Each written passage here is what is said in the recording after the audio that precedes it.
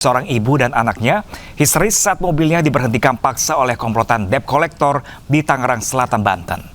Bahkan komplotan penagih utang ini berdalih jadi korban tabrak lari saat warga berusaha menolong. Mana? Ini nyatanya mana? Ya ini makanya kalau mau jangan di sini. Matel! Pak ini matel. Matel brengsek. Matel! Viral di media sosial saat sebuah minibus diberhentikan secara paksa oleh komplotan debt collector atau mata elang di Jalan Siliwangi, Pamulang, Tangerang Selatan, Banten. Enggak, Matel! Ini matel. Rame-rame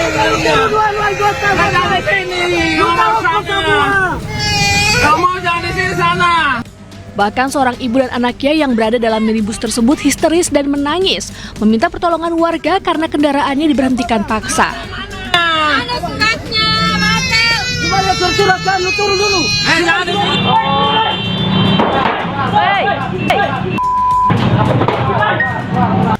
Warga pun bergegas menolong pengendara. Namun komplotan mata elang ini justru berdalih menjadi korban tabrak lari. Karena banyaknya warga, kedua pelaku langsung kabur. Mobil yang korbannya itu, yang video itu dipepet sama 3 mobil lain. Dari depan, kiri, sama belakang. Nah, kemudian dari pihak mereka itu mulai provokasi. Akibat peristiwa ini, kemacetan panjang terjadi dari arah Ciputat menuju Pamulang maupun arah sebaliknya. Warga berharap agar para pelaku dan komplotannya segera ditangkap karena sangat meresahkan. Dari Tangerang, Banten, Nunung Purnomo, iNews melaporkan. Puluhan emak-emak mengamuk saat menggerebek rumah pengedar sabu di lingkungan tempat tinggalnya. Saat digerebek, para pelaku di dalam rumah kocar-kacir.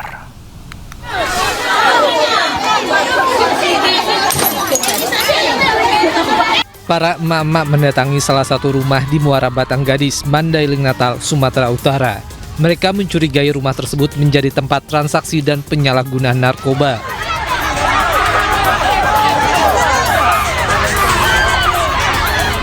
Para emak-emak lantas melempari rumah sembari memeriksa isi rumah dan ditemukan sejumlah barang haram narkoba jenis sabu. Aksi emak-emak di Mandailing Natal menggerebek rumah dan lapak milik bandar dan pengedar narkoba sudah berulang kali terjadi.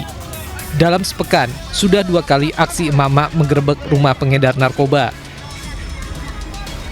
Peredaran itu terus kita ungkap, terkait marak tidaknya peredaran itu ada. Kemarin memang wilayah Pantai Barat, bandar besarnya Boyong Upir sudah kita tangkap. Namun masyarakat melihat karena memang yang paling dekat dengan komunitas dan peredaran itu adalah masyarakat sendiri. Jadi pada saat setelah tertangkap, masyarakat menilai masih ada pengguna dan masyarakat yang bergerak dengan memberitahu kita memang. Sehingga Polri dan TNI hadir di sana, Polsek dan Ramil hadir di sana untuk mengamankan kegiatan tersebut. Sejumlah bandar dan pengedar narkoba telah diamankan dari wilayah Kecamatan Muara Batang Gadis. Hanya saja jaringan narkoba yang begitu masif membuat jumlah pengedar terus bertambah. Dari Mandailing Natal, Sumatera Utara, Ahmad Hussein Lubis, iNews melaporkan. Sementara itu, pemirsa, banjir bandang menerjang kawasan wisata Guci di Tegal, Jawa Tengah. Sejumlah kolam pemandian air panas wisata pun hancur diterjang material lumpur dan juga kayu. Inilah detik-detik bencana banjir bandang menerjang kawasan wisata Guci di Kabupaten Tegal, Jawa Tengah.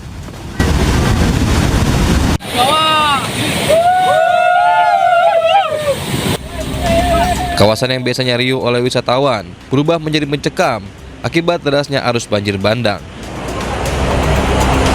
Sejumlah pengunjung pun panik menyelamatkan diri. Banjir bandang terjadi akibat meluapnya debit air di Sungai Gung setelah hujan deras mengguyur lokasi. Petugas pun mengamankan dan menutup sementara area terdampak di Pancuran 13 dan Pancuran 5. Destinasi wisata Guci saat ini aman untuk dikunjungi. Meski kawasan Sungai Gung setiap tahun kerap kali banjir seperti sore kali ini karena curah hujan tinggi, tapi jangan khawatir, saat ini beberapa fasilitas memang masih terdampak. Pancuran 13 atau Barokah ya, dan Pancuran 5 Sedang Sari untuk sementara belum bisa digunakan akibat luapan air sungai. Tidak ada korban jiwa dalam peristiwa ini, sementara pihak Guci masih membuka daerah wisata lain yang tidak terdampak banjir bandang. Dari Tegal, Jawa Tengah, Unibar, iNews melaporkan. Sementara itu, pemirsa, puluhan rumah hanyut tergerus abrasi di tepi Sungai Cidadap, Kabupaten Sukabumi, Jawa Barat. Akibatnya, ratusan orang mengungsi lantaran tak punya tempat tinggal. Wah, waduh, jadi rungkan, nggak ada, terbawa arus sungai, sangat deras, sangat sekali. Inilah detik-detik saat rumah warga yang berada di bantaran Sungai Cidadap, Kabupaten Sukabumi ambruk dan hanyut akibat abrasi Sungai Cidadap. Akibat kejadian itu, sebanyak 11 rumah hanyut terbawa derasnya aliran sungai. Sementara puluhan rumah lainnya yang dihuni 160 kepala keluarga rusak berat. Pengikisan tanah terjadi akibat luapan sungai karena hujan deras di wilayah tersebut.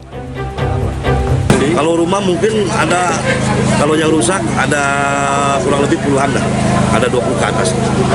Yang terbawa hanyut? Iya, yang terbawa hanyut, yang rusak berat gitu ya, yang rusak ringan dan yang rusak sedang.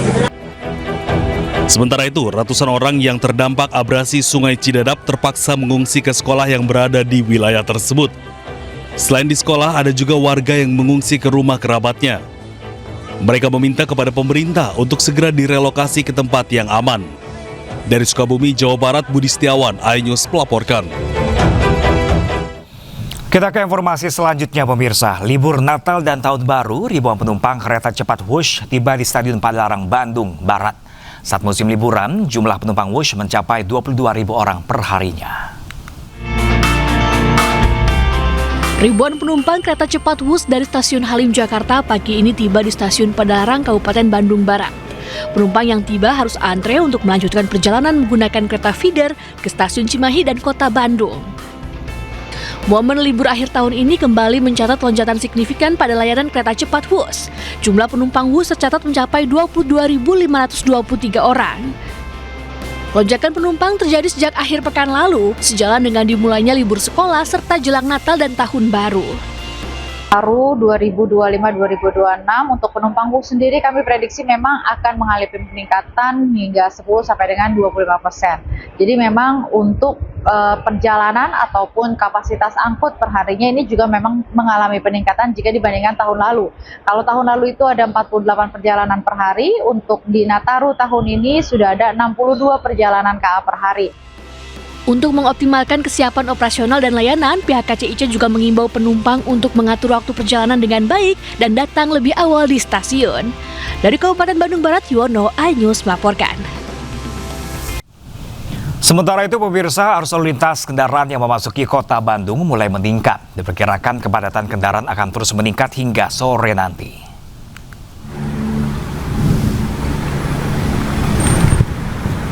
Seperti inilah kondisi kepadatan arus lalu lintas kendaraan wisatawan yang hendak memasuki kota Bandung melalui gerbang tol Paster. Volume kendaraan yang hendak memasuki kota Bandung terus mengalami peningkatan. Antrian panjang kendaraan didominasi oleh kendaraan pribadi asal luar Bandung. Tercatat lebih dari 6.000 kendaraan yang masuk ke kota Bandung sejak Minggu dini hari hingga Minggu pagi ini. Tak hanya selepas gerbang tol Paster, kepadatan arus lalu lintas juga terjadi di kawasan Jalan Protokol, baik yang akan menuju pusat kota maupun kawasan Lembang. Diperkirakan kepadatan arus lalu lintas kendaraan wisatawan yang akan masuk ke kota Bandung akan terus terjadi dari siang hingga sore nanti.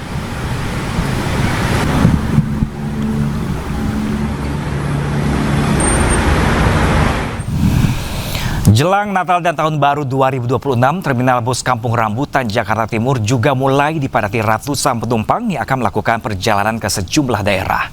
Sebagai besar penumpang memanfaatkan libur panjang untuk liburan dan pulang kampung.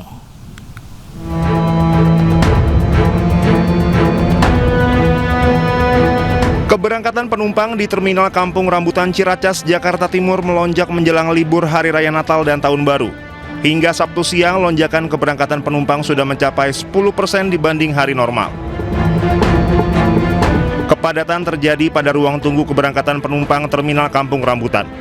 Para penumpang menanti jadwal pemberangkatan.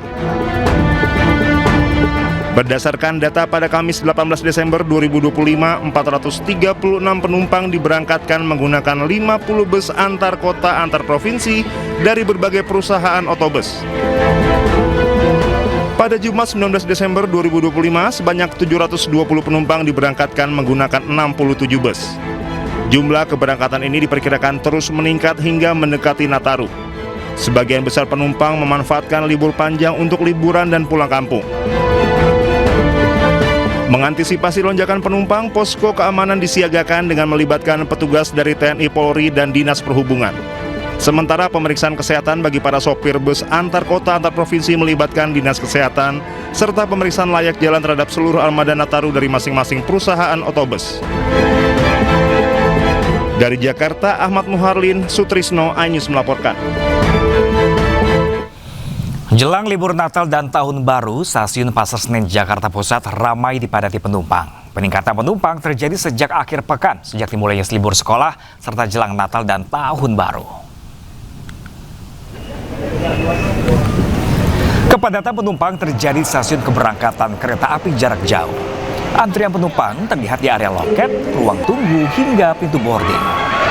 Sejak 20 Desember, lebih dari 500.000 tiket telah terjual untuk periode Nataru. KAI juga mengingatkan penumpang untuk memanfaatkan fasilitas boarding berbasis pengenalan wajah agar proses masuk peron lebih cepat dan praktis.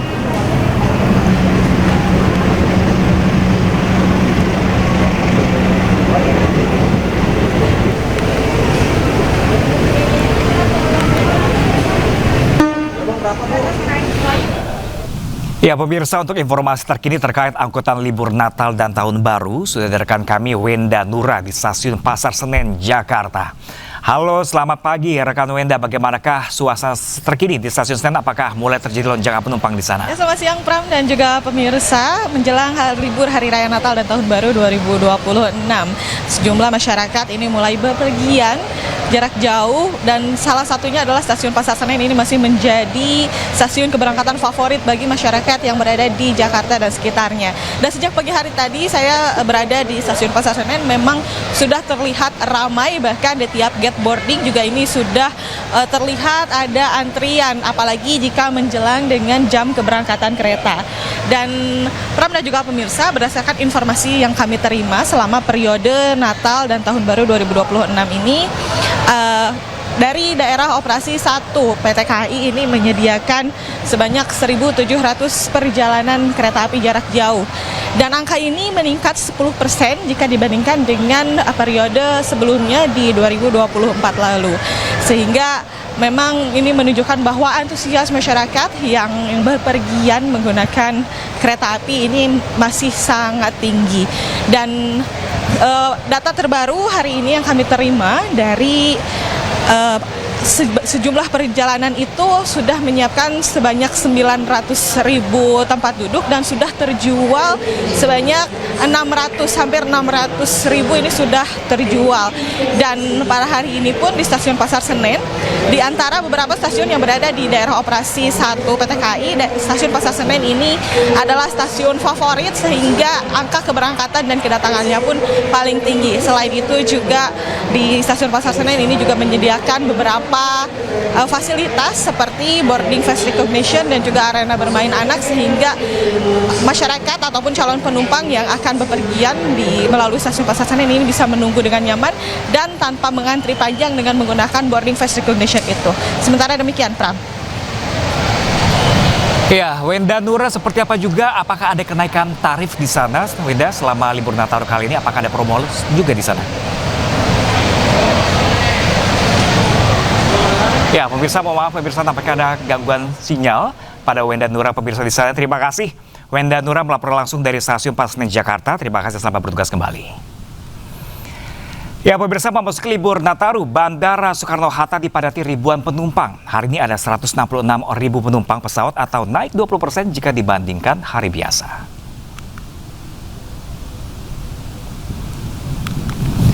Ya, sejak pagi pemirsa, Bandara Soekarno-Hatta dipadati ribuan penumpang. Para pengguna moda transportasi udara antri baik di konter check-in penerbangan domestik Terminal 2 dan Terminal 3. Kenaikan penumpang terjadi sejak akhir pekan saat libur sekolah serta memasuki libur Natal dan Tahun Baru. Pengelola Bandara Soekarno-Hatta mencatat peningkatan penumpang hingga 20% jika dibandingkan hari biasa, serta 1.100 pergerakan pesawat.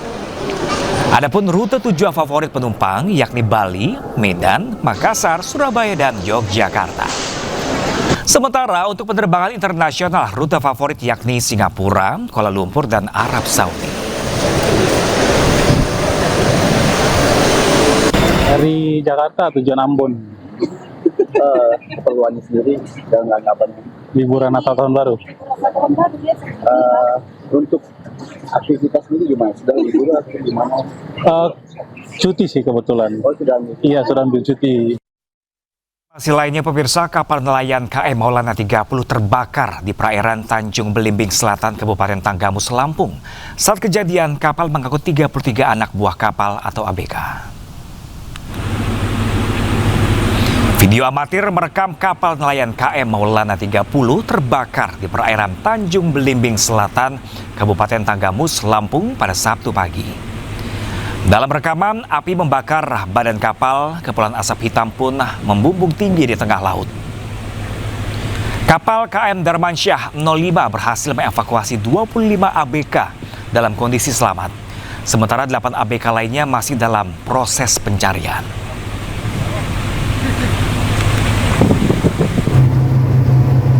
Sebanyak 25 ABK berhasil dievakuasi dalam kondisi selamat, sementara 8 ABK lainnya dinyatakan masih hilang.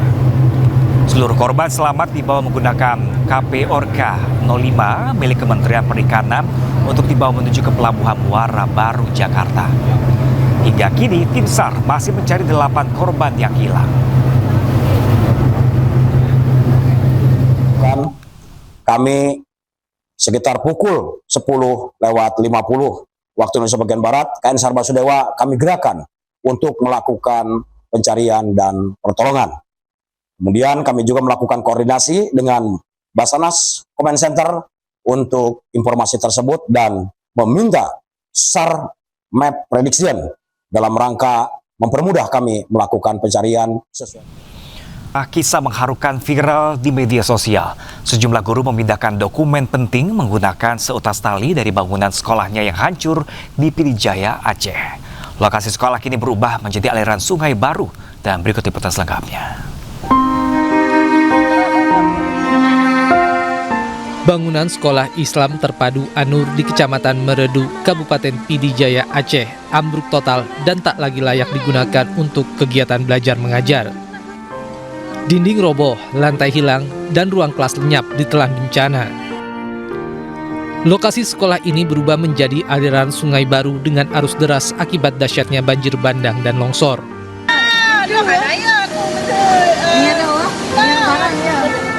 Dengan seutas tali yang diikatkan ke tiang bangunan yang tersisa, para guru memindahkan inventaris sekolah dan dokumen penting satu persatu dari bangunan yang sudah hancur akibat keterbatasan akses.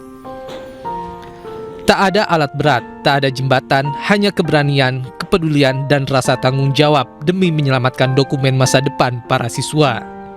Bagi para guru, menyelamatkan dokumen sekolah bukan sekadar arsip, melainkan menyelamatkan harapan anak-anak agar pendidikan tetap berlanjut, meski sekolah mereka telah rata dengan tanah.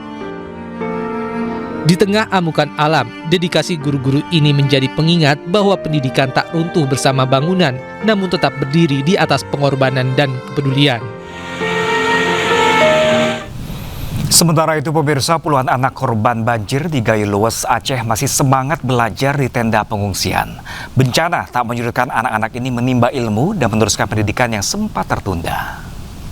Kami hanyut, tak bisa sekolah lagi. Masih semua hanyut.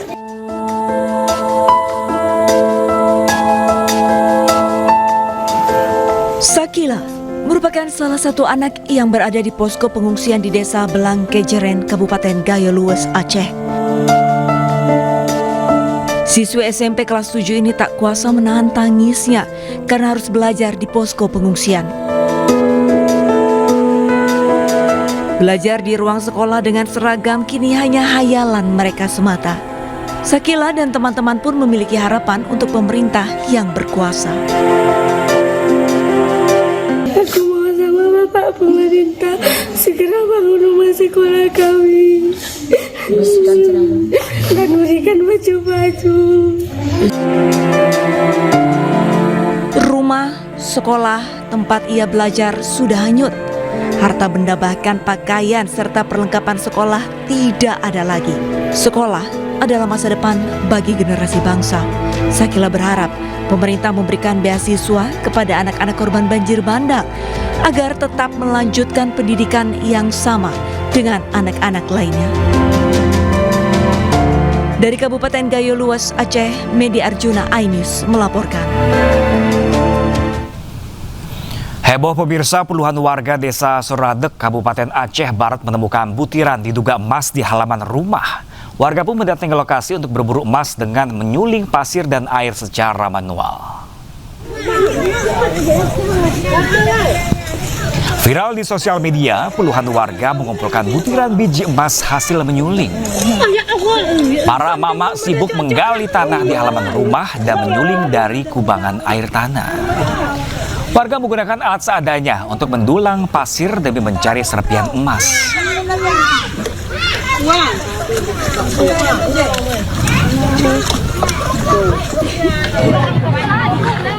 Tak hanya di Aceh pemirsa, warga Sibolga, Sumatera Utara juga digegerkan dengan banyaknya butiran emas pasca banjir bandang. Ratusan warga berupaya menggali lumpur material banjir dengan alat seadanya untuk mencari serpihan emas. Video ini pun beredar luas di media sosial.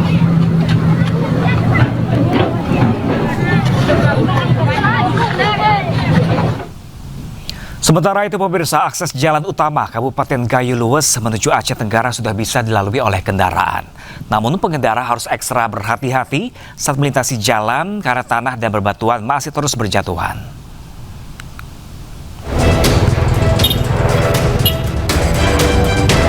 Akses jalan utama yang terletak di Desa Tetumpun, Kecamatan Putri Betung, Kabupaten Gayo Luas menuju ke Aceh Tenggara yang sempat terputus, kini bisa dilalui kembali.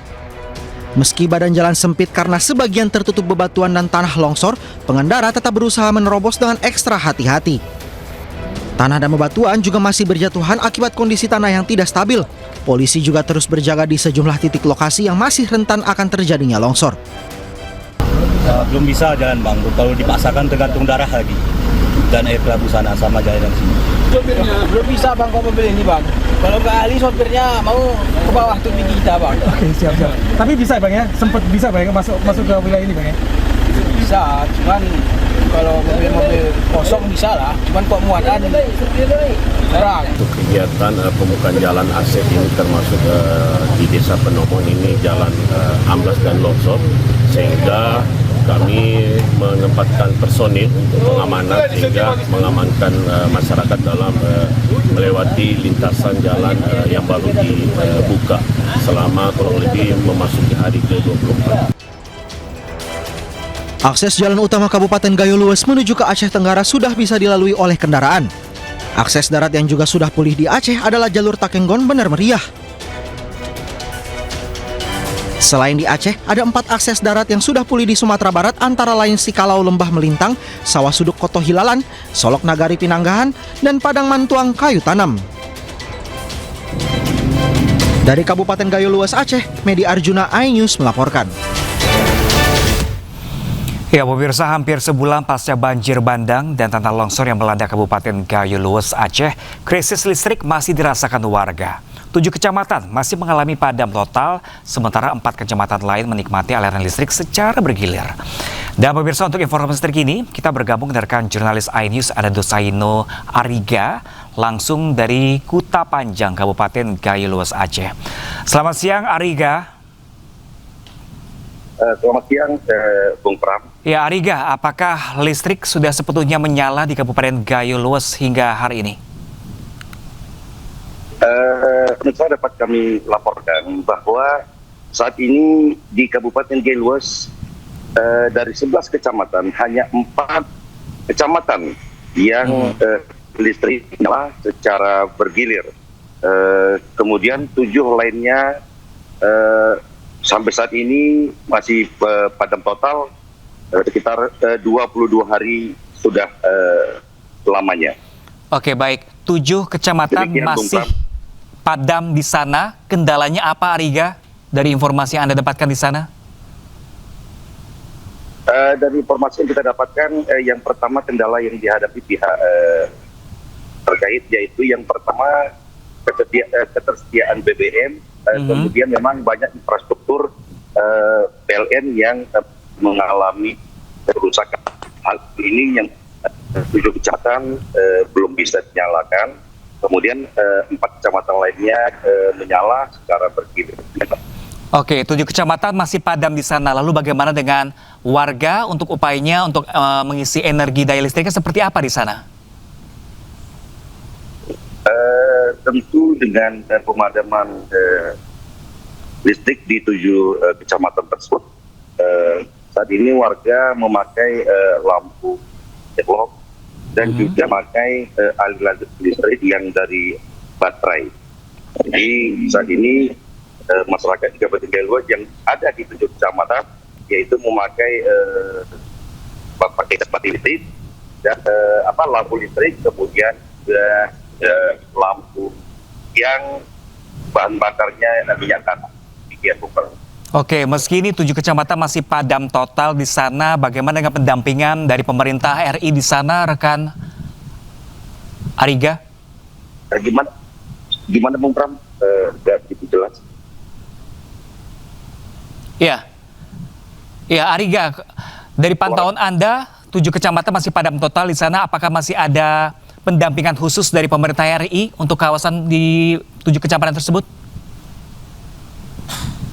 Dari pantauan kami saat ini pihak dinas terkait saat ini masih berada di Kabupaten Gayluas, terutama dalam pihak PUPR ya.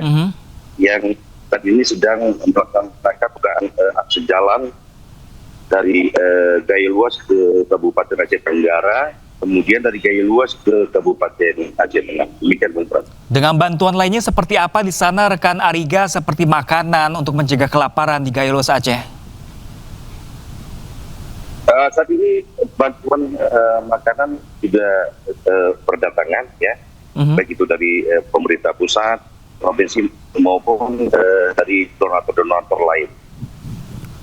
Oke, baik. Terima kasih banyak Dusaino Ariga langsung dari Gayluas Aceh. Terima kasih dan selamat bertugas kembali. Ya pemirsa, selain masalah listrik, kelangkaan gas juga menghantui warga Aceh. Di tengah kebutuhan hidup yang mendesak, warga terpaksa antri berjam-jam sambil membawa anak. Meski antri, tak sedikit yang pulang dengan tangan kosong.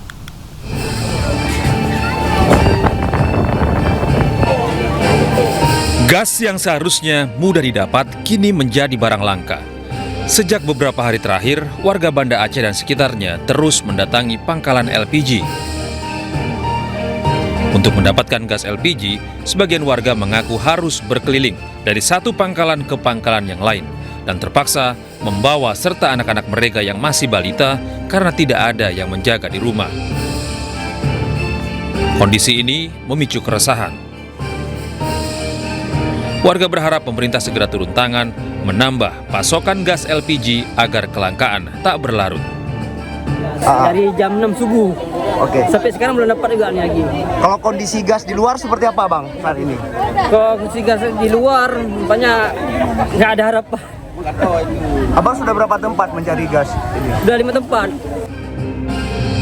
Sementara itu, Menteri Koordinator Bidang Pembangunan Manusia dan Kebudayaan Republik Indonesia Pratikno menyebut pasokan gas LPG di lokasi terdampak bencana dalam kondisi stabil.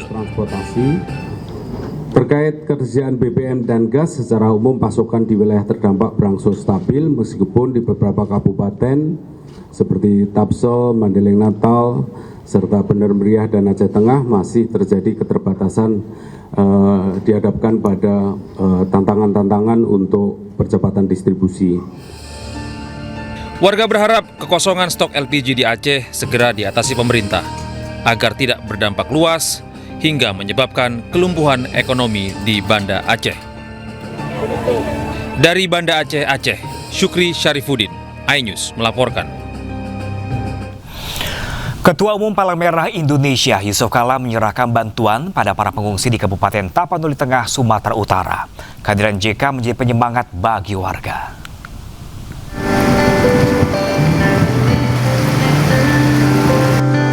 Ketua Umum Palang Merah Indonesia Yusuf Kala meninjau kondisi para pengungsi serta menyerahkan bantuan kemanusiaan di SMA Negeri 1 Tuka di Desa Hutan Abalon, Kecamatan Tuka, Tapanuli Tengah. Selain memberikan dukungan moral, Yusuf Kala juga menyerahkan bantuan logistik berupa bahan kebutuhan pokok dan perlengkapan bagi para pengungsi. Yusuf Kala menekankan pentingnya pemulihan pasca bencana yang sistematis. Ada 2 tahap. Tahap tanggap darurat, mereka tinggal di pengungsian sini. Kemudian tahap rehabilitasi, kita bersihkan semua lingkungan. Tahap ketiga, rekonstruksi. Nah, rekonstruksi itu bagaimana mengembalikan suasana pekerjaan di sini. Sawah, kebun. Nah, dalam tahap itu semua dibantu oleh pemerintah daerah, oleh pusat, oleh PMI, dan siap hukum. Sementara itu, pemerintah daerah setempat menyampaikan apresiasi atas perhatian Yusuf Kala dan berharap kehadiran tokoh nasional dapat memberikan semangat bagi warga terdampak bencana. Dari Tapanuli Tengah, Sumatera Utara, Sukardi, iNews melaporkan. Ketua Umum PDI Perjuangan Megawati Soekarno Putri meminta kadernya turun ke lokasi bencana. Bahkan Mega tak segan akan pecat kader yang tidak mau turun ke lapangan membantu korban bencana.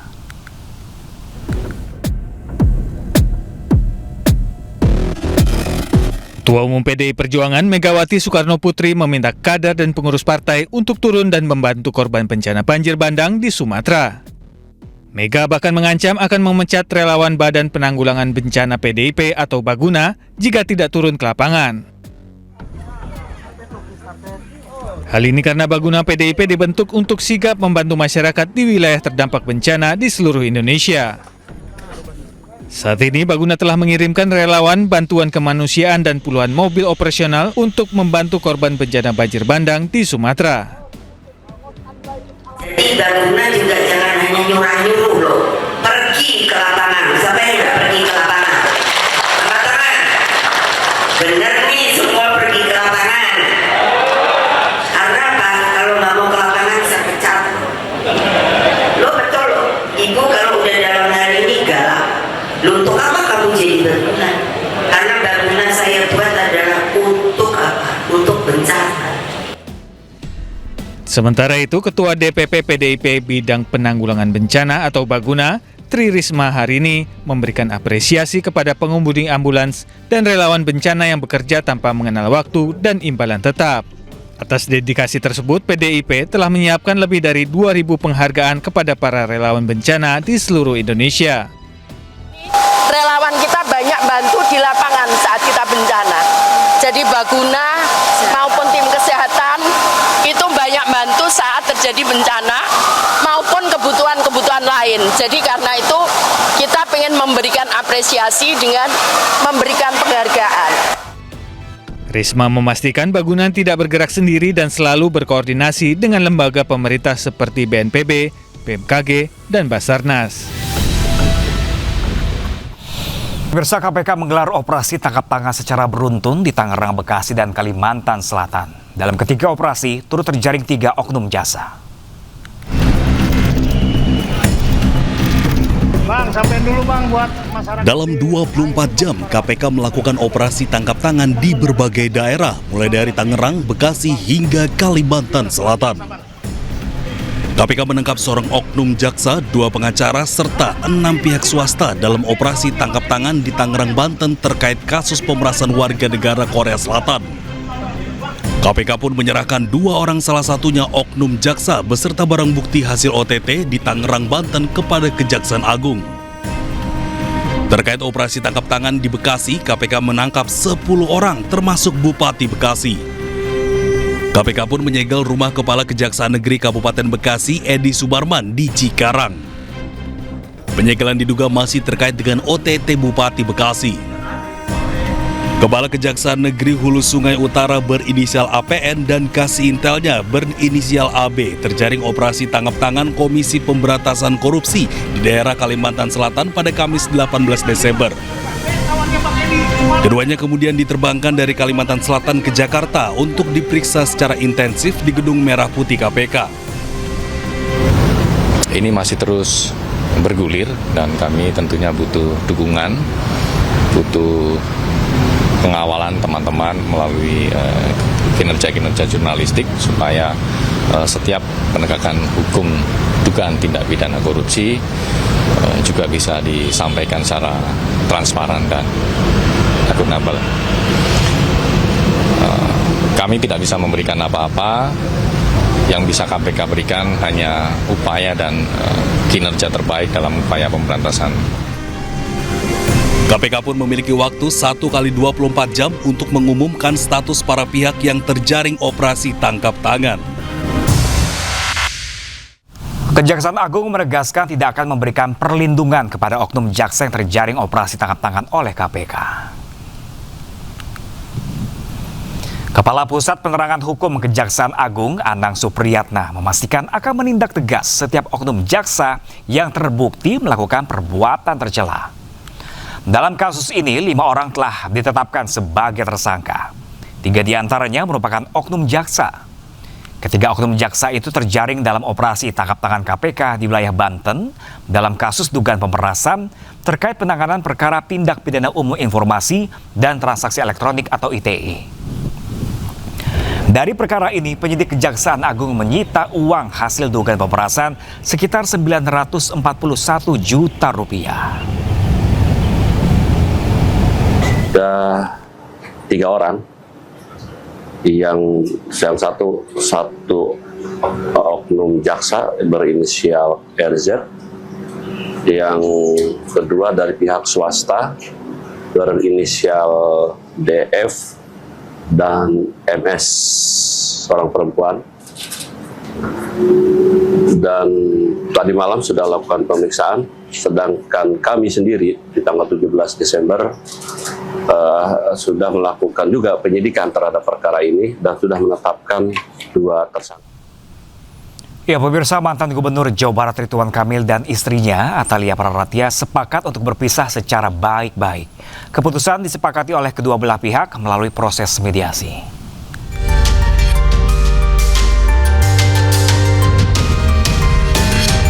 Mantan Gubernur Jawa Barat Ridwan Kamil dan istrinya Atalia Praratia sepakat untuk berpisah secara baik-baik. Keputusan RK dan Atalia berpisah baik-baik disampaikan oleh kuasa hukum masing-masing pihak dalam pertemuan dengan media di Kota Bandung Jumat kemarin.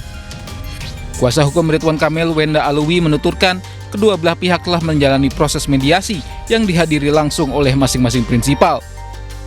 Kuasa hukum Atalia juga menegaskan keputusan berpisah diambil bersama tanpa adanya konflik berkepanjangan. Mediasinya sudah dilakukan, yang dihadiri langsung oleh prinsipal, didampingi oleh para penasihat hukumnya, gitu ya, masing-masing. Jadi tadi Ibu Atalia sudah hadir, Bapak Ridwan Kamil juga sudah hadir, dari mediator Pengadilan Agama juga ada, gitu, yang ditugaskan oleh Pengadilan Agama, dan hasilnya adalah ada beberapa kesepakatan yang disepakati. Tentunya saya juga belum bisa sampaikan di sini ya, karena kan formatnya tetap perceraian itu tertutup. Namun yang hal lainnya adalah bahwa mediasi kemudian akan bergulir ke agenda persidangan. Pada dasarnya beliau-beliau ini sepakat untuk berpisah secara baik-baik. Kedua akan saling menghormati satu sama lain dan juga akan merawat bersama anak-anaknya. Lalu yang kedua, ini perlu diluruskan juga, karena kebetulan kami dari pihak penggugat, ya, dalam hal ini kami kuasa hukum penggugat, yang dimana kami membuat isi gugatan, bahwa kami pastikan ya, di dalam isi gugatan ini, saya ulangi, di dalam isi gugatan tidak ada yang namanya pihak ketiga. Sebelumnya, Atalia menggugat cerai Ridwan Kamil dan mendaftarkan gugatannya pada Rabu 10 Desember 2025. Gugatan cerai ini sudah bergulir dengan berlangsungnya sidang perdana di Pengadilan Agama Bandung pada 17 Desember lalu. Namun RK dan Atalia tidak hadir. Dari Bandung, Jawa Barat, Yanuar Candika, iNews melaporkan. Pemirsa, Presiden Prabowo meresmikan puluhan ribu unit rumah bersubsidi di Serang, Banten. Masyarakat berpenghasilan rendah bisa memiliki rumah bersubsidi ini hanya dengan membayar cicilan 1,1 juta rupiah per bulan. Sebanyak 50.030 unit rumah bersubsidi di Serang, Banten melalui skema kredit perumahan rakyat fasilitas likuiditas pembiayaan perumahan diresmikan Presiden Prabowo Subianto. Peresmian ini sekaligus dilakukan serah terima kunci atau akad kepada penerima manfaat. Akad massal ini dilaksanakan secara hybrid dan sebanyak 300 akad dilakukan dengan melibatkan 11 bank penyalur. Sementara itu, 49.730 akad dilakukan di 33 provinsi yang tersebar di 110 titik kabupaten kota di Indonesia. Target penerima manfaat rumah bersubsidi adalah kelompok masyarakat berpenghasilan rendah. Ini perjuangan kita bersama. Karena itu saya ucapkan terima kasih ke semua pihak yang hari ini bersatu sehingga kita bisa memberi suatu kualitas hidup kepada rakyat kita. Mereka harus punya rumah yang layak. Ini usaha yang sangat membanggakan tapi masih jauh daripada yang harus kita capai. Saya terima kasih kepada Saudara Marwar Sirait, Menteri Perumahan, dan semua menteri-menteri lain. Tidak ada satu menteri yang berhasil. Kita satu tim. Presiden menegaskan program perumahan bersubsidi merupakan program berkelanjutan dari era kepemimpinan Presiden ke-6 Susilo Bambang Yudhoyono. Prabowo juga meminta menteri-menterinya memperhatikan kualitas pembangunan rumah bersubsidi agar masyarakat nyaman dan aman. Kita ke informasi lainnya, pemirsa. Kementerian Pertahanan memperkuat kesiapan mental awak media dengan pembekalan survival di daerah rawan. Awak media diwajibkan memiliki kemampuan bertahan hidup sebagai upaya menjaga keselamatan diri di daerah rawan.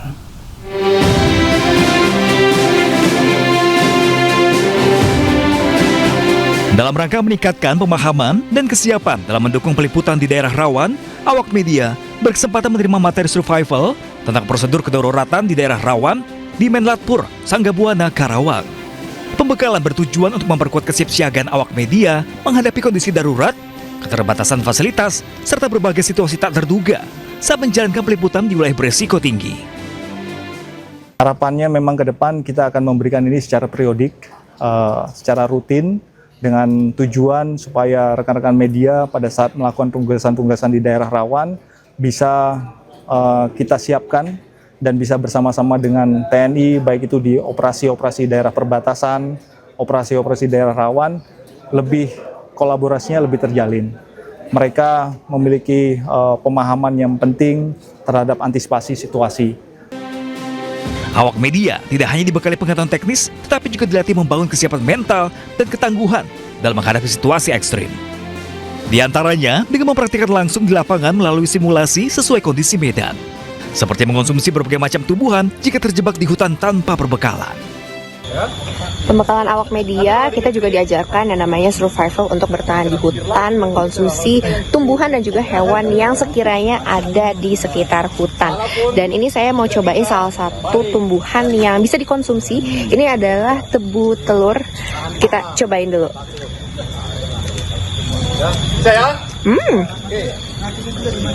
Ternyata rasanya enak, walaupun hambar, tapi memang ini masih bisa dikonsumsi. Jadi ini salah satu untuk bertahan di hutan untuk survive.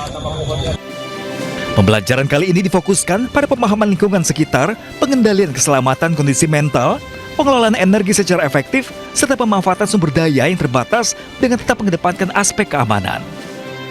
Dari Karawang, Jawa Barat, Taura Syafika, Ahmad Putra, iNews melaporkan.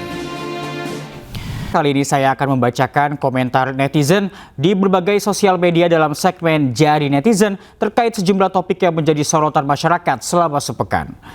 Dan kita lihat pemirsa, topik pertama yang tengah menjadi sorotan adalah Bupati Bekasi Ade Kuswara dan juga ayahnya ini menjadi tersangka suap 9,5 miliar rupiah.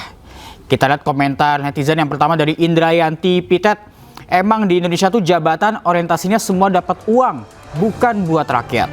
Ada lagi dari Buluk 90. Jalan pintas, mau cepat kaya, astagfirullah. Kita lihat yang berikutnya pemirsa, masih dari topik yang sama.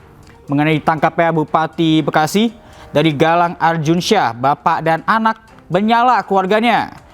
Kemudian ada juga dari Husnaidi 41, sekeluarga makan uang haram juga buat anak istrinya. Nah itu dia pemirsa, kita lihat topik berikutnya, ini tidak kalah menarik, yaitu dari Atalia Praratia yang menggugat cerai Ridwan Kamil. Komentar netizen yang pertama ada dari Nafisa Hina, Bu Cinta, you deserve to be happy. Kemudian yang berikutnya dari Tunas Baru, kesetiaan itu mahal. Nah berikutnya masih dari topik yang sama, kita lihat dari Lina Mam, turut prihatin, semoga ini jalan terbaik buat kalian berdua. Dan ada juga dari Humairoh Iroh 81, yang menabur akan menuai, yang melukai akan dilukai, yang memfitnah akan dihancurkan tanpa belas kasih, selalu percaya ada kebaikan dalam setiap perkara dia. Dan topik terakhir yang tak kalah mencuri perhatian, pemirsa nih, warga Arab Saudi sukacita sambut turunnya salju di wilayah Tabuk. Komentar netizen dari Subhanur Sobah, mereka yang seneng gue merinding. Ada lagi dari dunia wal akhirat, tanda kiamat, mari kita bertobat sebelum terlambat. Dan berikutnya masih dari topik yang sama pemirsa, kita lihat komentar netizen dari Mitwi Feanil. Guys, Tabuk itu emang wilayah turun salju kok. Terus ada lagi dari Asriki Oheo, gak heran sih Arab Saudi berada di wilayah semi subtropis. Dan itu dia tadi pemirsa sejumlah pendapat masyarakat di kolom komentar sosial media pilihan redaksi iNews terkait 3 topik yang tengah menjadi sorotan selama sepekan. Dan pemirsa, kita beralih ke informasi lain. Akibat supir mengantuk, truk menabrak bus pariwisata yang sedang parkir di pinggir jalan raya Kabupaten Jombang, Jawa Timur. Tak berhenti, truk yang oleng menabrak bagian depan minimarket.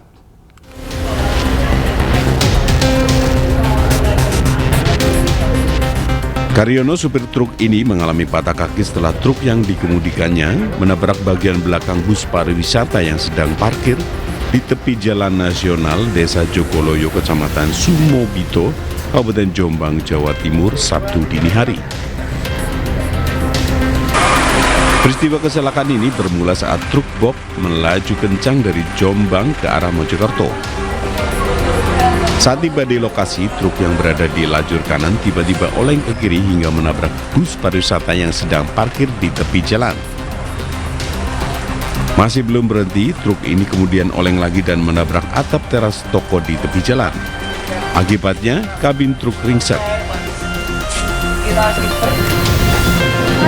Karyono yang menderita luka-luka langsung dievakuasi oleh petugas dan dilarikan ke RSUD Jombang untuk mendapat penanganan medis. Sementara bus pariwisata yang ditabraknya mengalami kerusakan di bagian belakangnya. Tidak ada korban dari pihak bus karena masih kosong dan baru akan menjemput rombongan wisata di Jombang. Dokternya patah kaki yang sebelah kiri. Dibawa kemana Pak? Bawa ke rumah sakit Jombang. Pak, itu katanya kenapa kau bisa nabrak bagian belakang bis dulu itu Pak? Kalau nggak salah itu supirnya ngantuk, nggak pakai rem masalahnya. Langsung? Langsung. Berarti tadi bis sempat terdorong itu kemana Pak? Didorong sekitar 15 meter. Jauh berarti ya Pak ya? Jauh. Untuk menghindari kemacetan karena posisinya memakan separuh jalan, petugas kemudian mengevakuasi kedua kendaraan tersebut dan membawanya ke kantor Satlantas Polres Jombang untuk diproses lebih lanjut. Dari Jombang, Jawa Timur, Mukhtar Bagus, iNews melaporkan. Mantan istri dan anak dari anggota polisi di Nganjuk, Jawa Timur tewas dibunuh pria Buddha kekasihnya. Satu anak korban kondisinya kritis. Pelaku yang usianya 11 tahun lebih muda mengaku sakit hati korban ingin rujuk dengan mantan suaminya.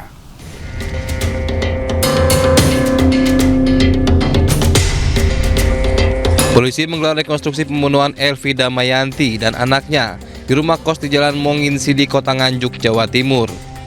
Tersangka pembunuhan Danang Susilo yang merupakan kekasih korban Elvi dihadirkan di lokasi. Korban Elvi Damayanti, 41 tahun, merupakan mantan istri dari anggota polisi. Pembunuhan terjadi 25 November lalu. Pelaku, warga desa Jogomerto ini juga menganiaya dua anak Elvi, Elinda dan Edi, menggunakan senjata tajam.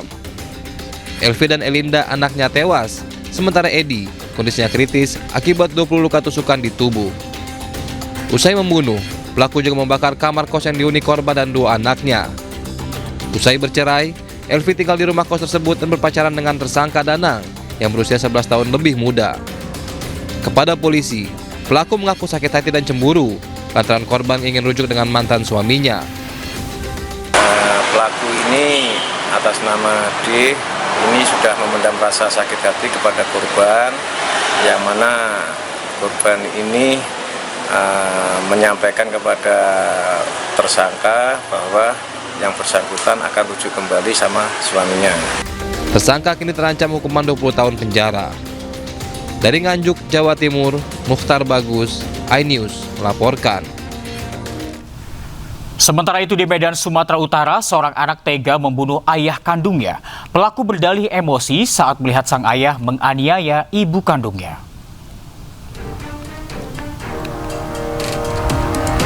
Pemuda 18 tahun ditangkap Satreskrim Polres Pelabuhan Belawan setelah menikam ayah kandungnya, seorang dosen yang tinggal di Kecamatan Medan Deli, Kota Medan, Sumatera Utara. Penikaman diduga terjadi akibat pelaku kesal melihat ibunya kerap dianiaya korban. Selain ibunya, pelaku juga sering mendapat kekerasan dari korban. Sang anak yang emosi menikam dada korban dengan pisau dapur hingga tewas.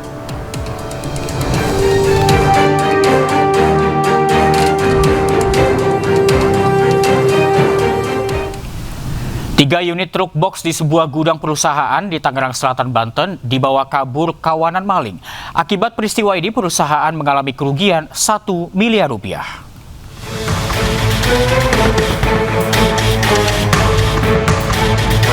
Kamera pengawas merekam saat kawanan maling memasuki area sebuah gudang perusahaan di Jalan Rawabuntu Serpong, Tangerang Selatan, Banten. Pelaku yang berjumlah sekitar 6 orang masuk ke dalam area gudang dengan menjebol pintu pagar terlebih dahulu. Usai berhasil masuk dan melihat situasi sepi, 3 pelaku mencuri 3 truk box yang tengah terparkir. Sedangkan 3 pelaku lainnya memantau situasi dengan menggunakan sepeda motor. Pasca kejadian, pihak gudang pun langsung melaporkan pencurian ke Polres Tangerang Selatan. Akibat peristiwa ini, perusahaan mengalami kerugian 1 miliar rupiah karena truk box tersebut berisikan barang-barang perusahaan. Kalau yang kelihatan dari CCTV sih kurang lebih itu lebih dari 6 orang sih Pak. Karena yang ngendarain mobil aja 3 dan motor tuh 3. Kita nggak ngelihat di luarnya ya berapa, karena memang CCTV-nya tuh hanya sampai sini aja sih, gitu. Jadi nggak terlalu jelas kelihatannya seperti apa. Sementara itu, berbekal rekaman kamera pengawas, pihak perusahaan berharap para pelaku dapat segera ditangkap. Dari Tangerang Selatan, Banten, Nunung Purnomo, iNews melaporkan. Pemirsa, apa jadinya jika seorang satpam perumahan justru menjadi pencuri rumah warga yang sedang kosong? Pelaku menggasak uang dan emas 25 gram yang digadaikan seharga 2,5 juta rupiah.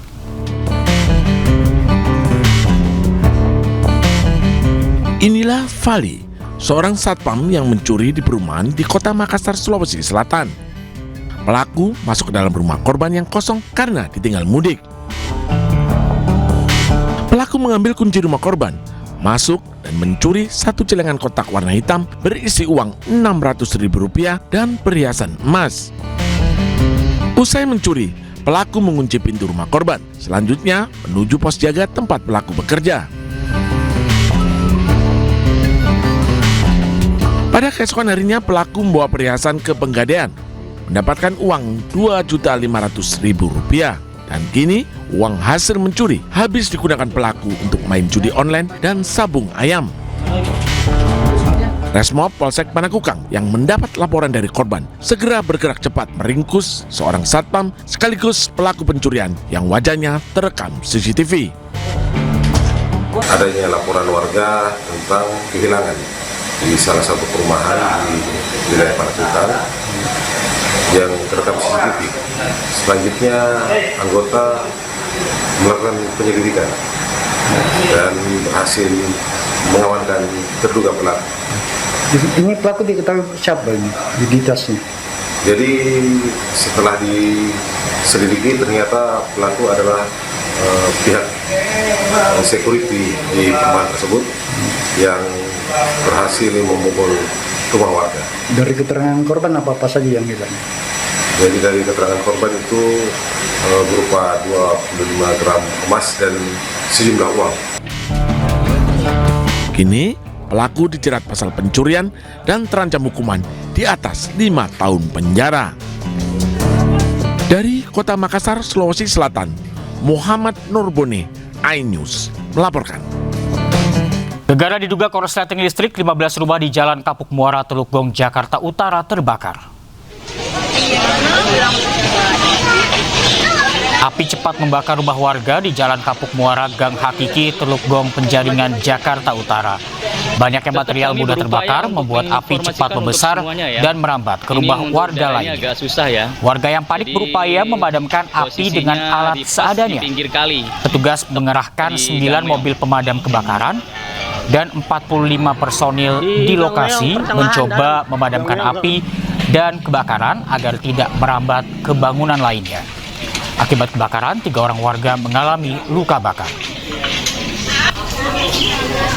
Yang data terkini ada 107 jiwa. Yang terdampak tuh Pak? Yang terdampak. Itu bangunan apa sih Pak yang terbakar Pak? Rumah. Itu ada berapa rumah Pak yang? Kalau rumahnya hampir 15 rumah. Hampir 15 rumah? Ya. Pada saat ada korban jiwa Pak? Ada 3 orang. Itu di puskesmas, yang 1 luka. Kebakaran melanda sebuah toko bangunan di Kecamatan Pare, Kabupaten Kediri, Jawa Timur. Api baru bisa dipadamkan setelah 6 jam karena banyaknya bahan material yang mudah terbakar.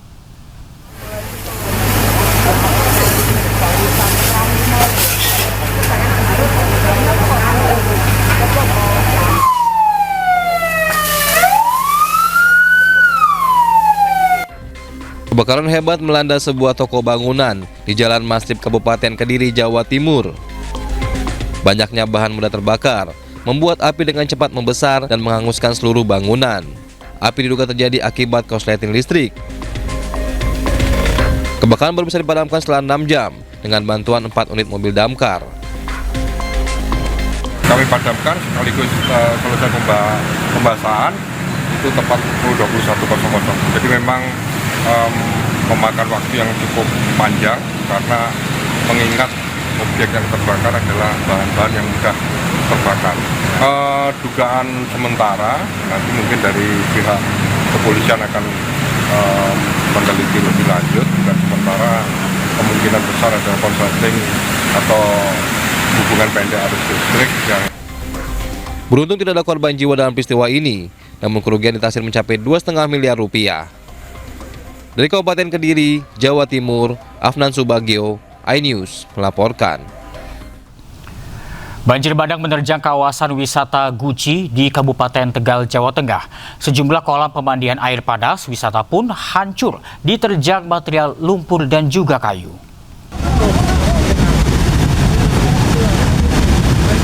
Inilah detik-detik bencana banjir bandang menerjang kawasan wisata Guci di Kabupaten Tegal, Jawa Tengah.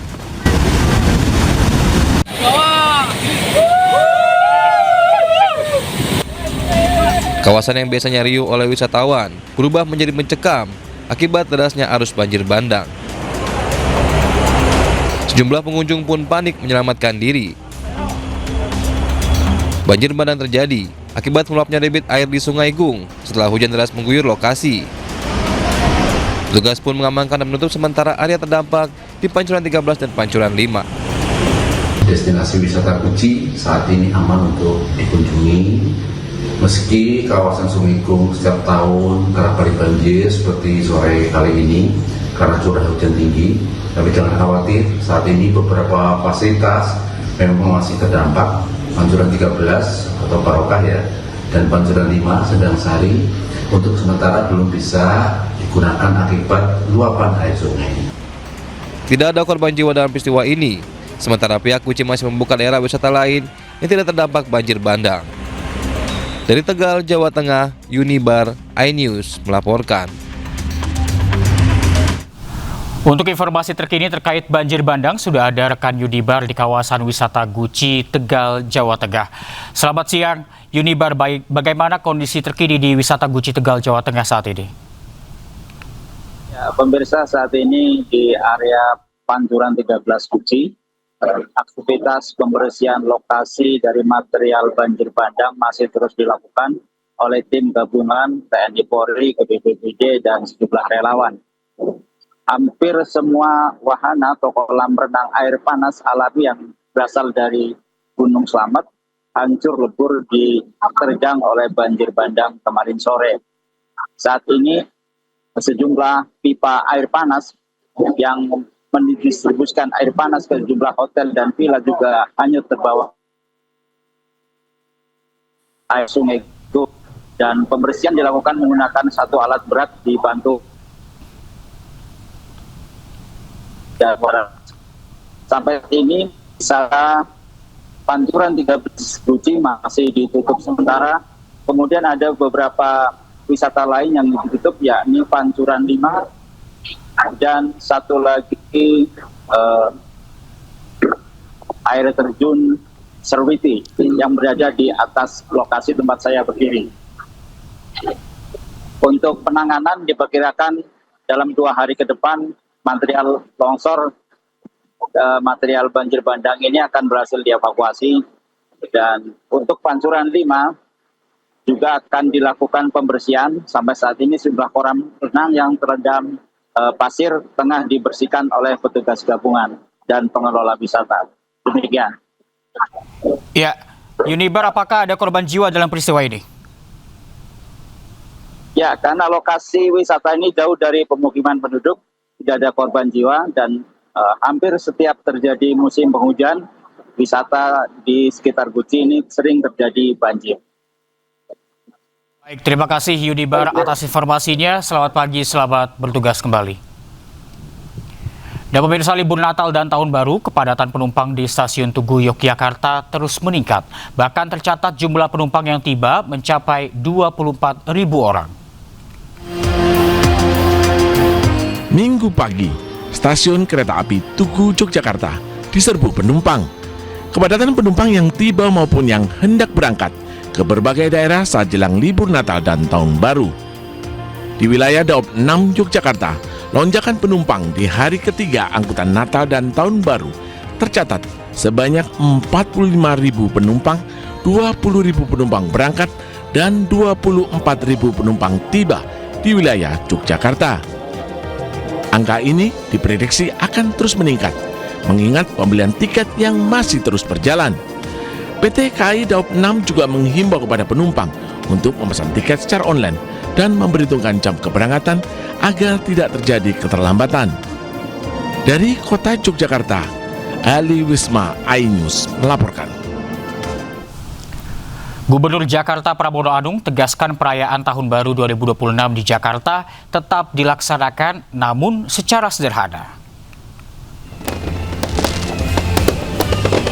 Hingga saat ini, Gubernur Pramono Anung belum putuskan secara rinci gelaran acara yang akan diadakan di Jakarta dalam rangka menyambut Tahun Baru. Pramono menyebut perayaan pergantian tahun akan digelar secara sederhana. Sebagai kota global, Jakarta akan disorot oleh dunia. Oleh sebab itu, perayaan pergantian tahun tetap harus dilaksanakan. Perayaan Tahun Baru juga diharapkan mampu membangkitkan optimisme warga di tengah berbagai bencana yang melanda sejumlah wilayah di tanah air. Tetapi apapun, Jakarta ini kan ibu kota negara, dan Jakarta sekaligus kota global. Di seluruh dunia, momen Tahun Baru itu kan pasti akan diperbandingkan. Maka dengan demikian, walaupun nanti dalam kesederhanaan, pasti dalam kesederhanaan, Yang jelas bahwa Jakarta tidak dalam kemeriahan, kemewahan, mungkin juga malah saya akan melakukan hal yang berkaitan dengan penekanan pada doa dan sebagainya. Tapi tetap harus ada penyambutan tahun baru, karena ini kan Jakarta, ini kan ibu kota negara, dan ini yang dilihat dunia. Apakah yang Sementara itu memasuki libur Natal dan Tahun Baru, Bandara Soekarno-Hatta dipadati ribuan penumpang. Hari ini ada 166.000 penumpang pesawat atau naik 20% jika dibandingkan dengan hari biasa. Sejak pagi, Bandara Soekarno-Hatta dipadati ribuan penumpang. Para pengguna moda transportasi udara terlihat antri baik di counter check-in penerbangan domestik Terminal 2 dan juga Terminal 3. Kenaikan penumpang terjadi sejak akhir pekan saat libur sekolah serta memasuki libur Natal dan Tahun Baru. Pengelola Bandara Soekarno-Hatta mencatat peningkatan penumpang hingga 20% jika dibandingkan dengan hari biasa, serta 1.100 pergerakan pesawat. Adapun rute tujuan favorit penumpang, yakni Bali, Medan, Makassar, Surabaya, dan Yogyakarta. Sementara untuk penerbangan internasional rute favorit, yakni Singapura, Kuala Lumpur, dan juga Arab Saudi.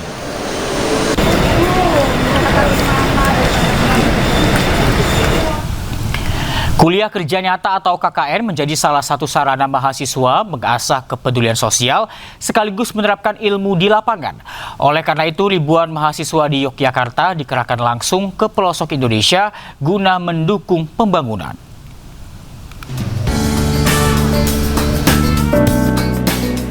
Upacara penerjunan mahasiswa program KKN PPM UGM Yogyakarta periode 4 tahun 2025 ini digelar di Gor Nusantara.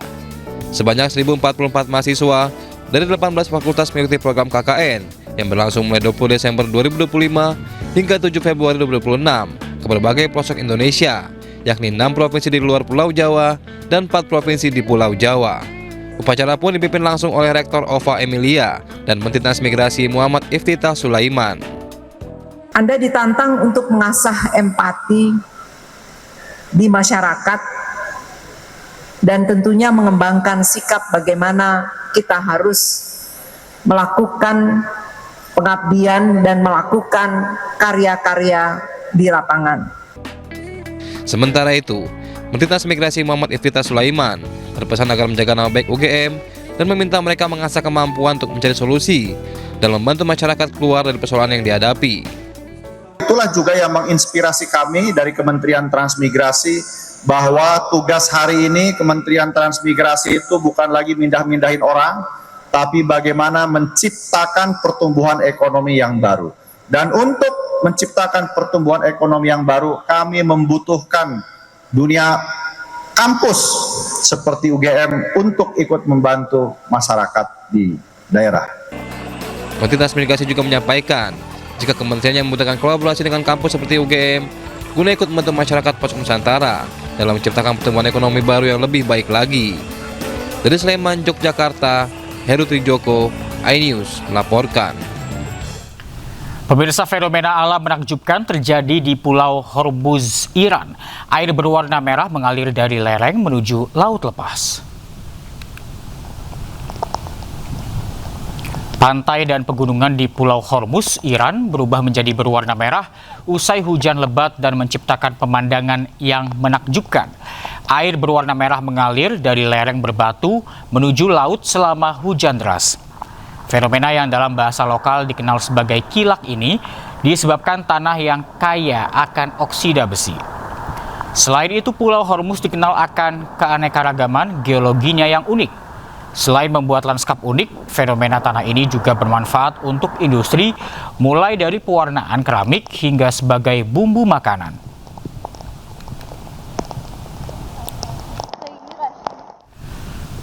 Hujan lebat yang mengguyur Uni Emirat Arab menyebabkan banjir di seluruh negeri. Pemerintah Dubai telah menerapkan serangkaian langkah untuk mengatasi banjir dan juga memastikan keselamatan warga. Langkah-langkah ini termasuk menutup sementara taman dan pantai, serta mensiagakan tim tanggap darurat selama 24 jam. Pusat Meteorologi Nasional Uni Emirat Arab memperkirakan kondisi cuaca akan tetap tidak stabil. Curah hujan dengan intensitas bervariasi diperkirakan akan berlanjut disertai hujan es di beberapa daerah.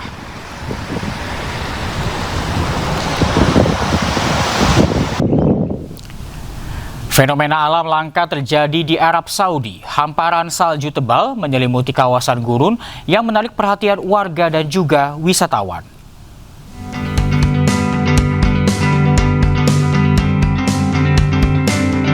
Turunnya salju pertama pada tahun 2025 di dataran tinggi Trojena dan sebagian wilayah Tabuk di Arab Saudi Utara itu mengubah pegunungan yang biasanya terjal dan dikelilingi gurun menjadi lanskap musim dingin yang menakjubkan. Warga pun berbondong-bondong ke Jabal Al-Laus untuk menikmati pemandangan musim dingin yang langka ini. Bahkan beberapa di antaranya meluncur menuruni lereng dengan kereta luncur buatan sendiri. Pasukan keamanan khusus telah meningkatkan patroli di wilayah Tabuk di tengah hujan salju untuk memastikan keselamatan penduduk dan pengunjung. Sementara itu, Pusat Meteorologi Nasional mengatakan suhu diperkirakan akan terus turun sepanjang hari dengan resiko terjadinya embun beku di beberapa bagian utara dan tengah Arab Saudi. 6 orang syahid dan puluhan terluka saat penjajah Israel membombardir sebuah sekolah di Tufah, kota Gaza. Zionis Israel kembali melanggar kesepakatan gencatan senjata. Negara penjajah ini membombardir sebuah sekolah di Tufah, kota Gaza yang dijadikan tempat pengungsian. Akibat aksi brutal Israel, 6 orang syahid dan puluhan terluka, termasuk anak-anak dan juga wanita. Bahkan tentara Zionis sempat melarang tim ambulans untuk mengevakuasi para korban ke rumah sakit terdekat. Israel belum memberikan komentar atas aksi kejahatan perangnya ini.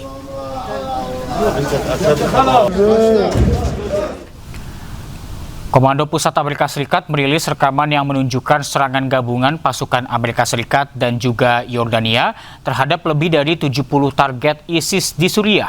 Serangan brutal ini menggunakan lebih dari 100 roket canggih berpemandu presisi.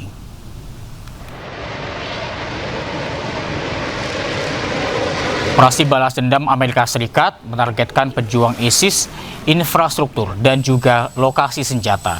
Operasi Hawkeye Strike ini merupakan respon terhadap serangan yang menewaskan 2 pasukan Garda Nasional Amerika Serikat dan seorang penerjemah di dekat Palmyra, Suriah 13 Desember lalu.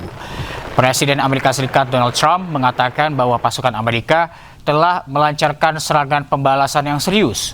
CENTCOM mengklaim bahwa pasukan mereka yang dibantu pesawat tempur Yordania menyerang lebih dari 70 target di seluruh Suriah.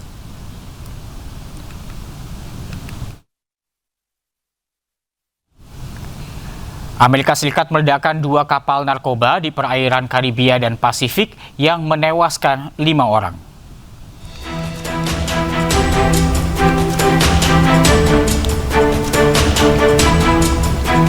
Militer Amerika Serikat kembali meledakkan 2 kapal yang diduga terlibat perdagangan narkoba di Pasifik Timur. Serangan ini dilakukan oleh Satuan Tugas Gabungan Southern Spear atas perintah Menteri Perang Amerika Serikat, Pete Hegseth. Meski tak menyebut identitas, pihak Amerika Serikat mengklaim telah menewaskan 5 orang dalam serangan ini. Kampanye anti-narkoba Amerika Serikat ini telah menewaskan 104 orang dan menenggelamkan 20 kapal sejak September lalu.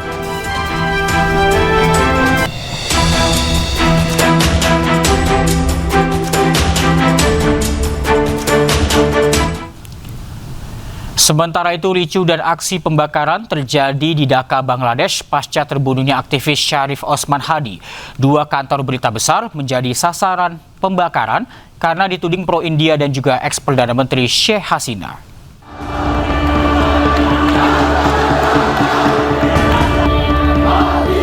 Aksi protes meletus di seluruh wilayah Dhaka, Bangladesh, menyusul kematian aktivis muda terkemuka Syarif Osman Hadi.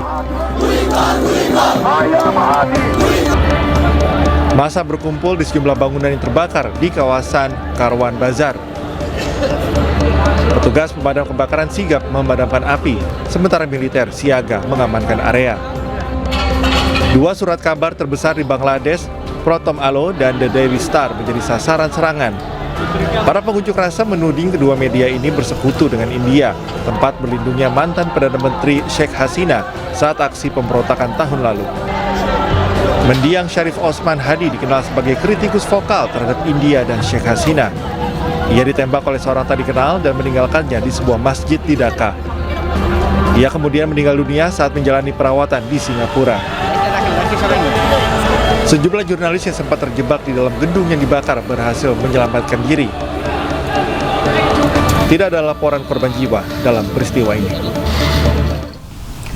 Serangan bom asap dan penusukan massal terjadi di dekat stasiun kereta bawah tanah. Akibatnya 4 orang tewas termasuk pelaku.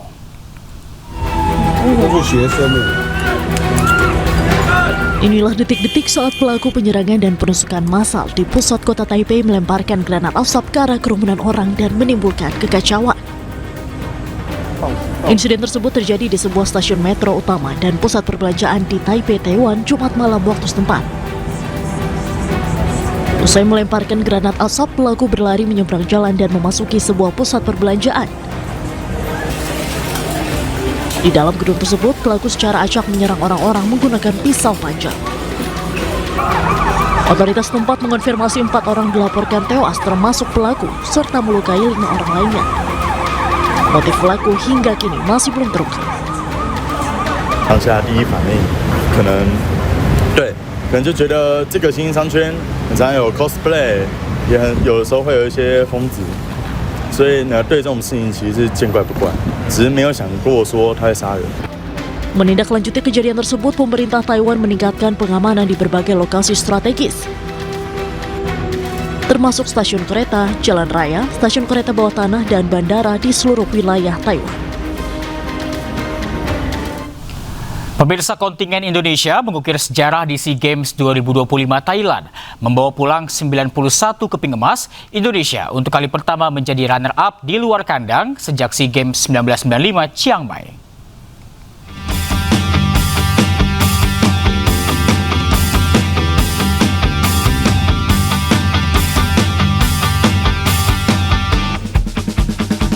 Kontingen Indonesia menorehkan sejarah di SEA Games 2025 Thailand. Untuk kali pertama dalam rentang 30 tahun, Merah Putih sukses menembus 2 besar saat berlaga di luar kandang.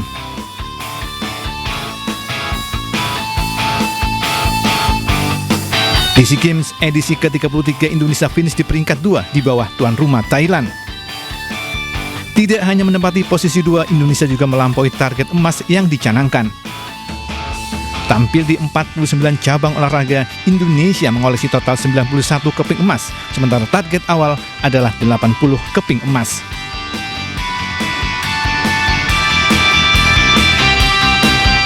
Kali terakhir Indonesia berada di peringkat 2 adalah SEA Games 1995 Chiang Mai, Thailand. Saat itu Indonesia mengemas 77 emas, 67 perak, dan 77 perunggu. Sejak SEA Games Chiang Mai, Indonesia seperti dibayangi kutukan, yakni sulit menembus 2 besar kecuali saat menjadi tuan rumah. Saat menjadi tuan rumah pada edisi 1997 dan 2011, Indonesia memang menjadi juara umum. Namun saat tidak menjadi tuan rumah, prestasi terbaik Indonesia adalah peringkat 3. Dan di SEA Games 2025, Indonesia seakan mengakhiri kutukan selama 30 tahun tersebut. Sementara dengan membawa pulang 91 emas, capaian tersebut juga memungkasi kutukan selama 32 tahun.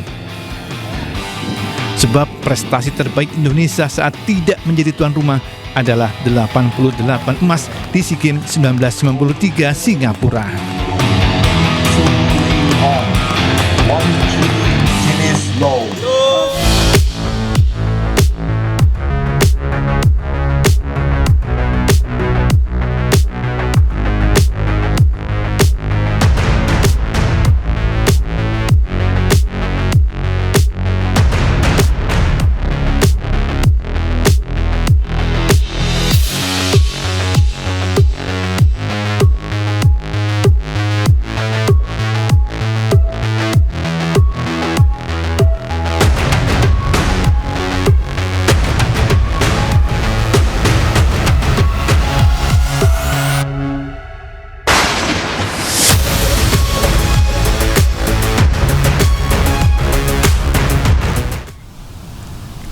SEA Games 2025 yang bergulir sejak 9 Desember lalu resmi ditutup di Stadion Raja Manggala, Bangkok, Thailand, Sabtu malam.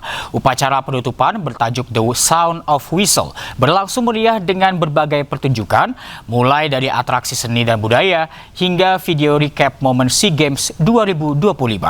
Dan informasi ini sekaligus menutup iNews siang hari ini. Temukan informasi-informasi terbaru lainnya di www.inews.id. Dan cuplikan tayangan berita iNews dapat Anda saksikan di kanal YouTube @official iNews. Update informasi terbaru Anda dengan berita-berita aktual juga hangat. Dan sejukkan dulu dengan air mineral yang murni pasti sejuknya. Saya Reza Siregar pamit undur diri. Terima kasih, sampai jumpa.